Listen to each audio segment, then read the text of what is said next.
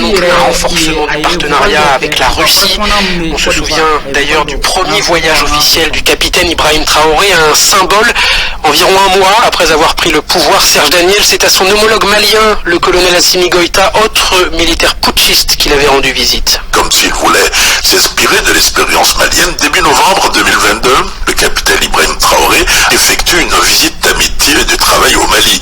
À cette occasion, les deux pays voisins ont officiellement décidé de renforcer leur coopération sur le plan sécuritaire. Mais il n'est pas du tout exclu que le Mali a profité de la visite pour conseiller à son voisin de renforcer l'axe Ouaga-Moscou, ce qui signifie moins de coopération avec la France. En tout cas, les drapeaux russes devenaient de plus en plus visibles dans les rues de Ouagadougou ou de Bobo-Dioulasso par exemple. Au même moment qu'au Mali, les autorités du Burkina Faso ont commencé ouvertement à prendre leur distance vis-à-vis de Paris.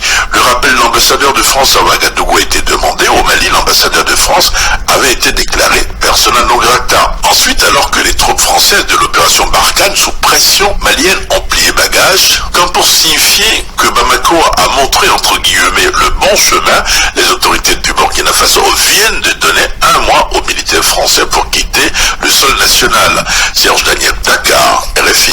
Et maintenant, quel impact cela pourrait-il avoir en Côte d'Ivoire par exemple? On suit de près la situation sécuritaire au Sahel et cette demande des autorités burkinabées est observée avec une certaine réserve. Envoyée spéciale permanente à Abidjan, Binta Diagne. À Abidjan, cette décision n'est pas une surprise, mais dans le même temps, cela ne nous laisse pas indifférents puisque nos pays sont imbriqués, indique un officiel.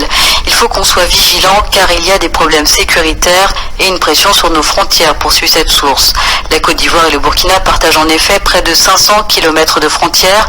Côté ivoirien, les forces de défense et de sécurité ont été renforcées dans le nord et de nombreux projets de développement en direction des jeunes ont depuis été mis en place pour proposer des alternatives à l'extrémisme violent. Si la décision de Ouaga n'a pas d'impact direct sur la Côte d'Ivoire, c'est la fluidité de la lutte antiterroriste dans la sous-région qui pourrait bien en prendre un coup. Si le capitaine Traoré confirme dans les semaines à venir sa proximité avec la Russie, cela risque d'entraîner un problème de confiance et un problème de partage d'informations avec la Côte d'Ivoire, redoute Lassina Diarra, chercheur à Timbuktu Institute.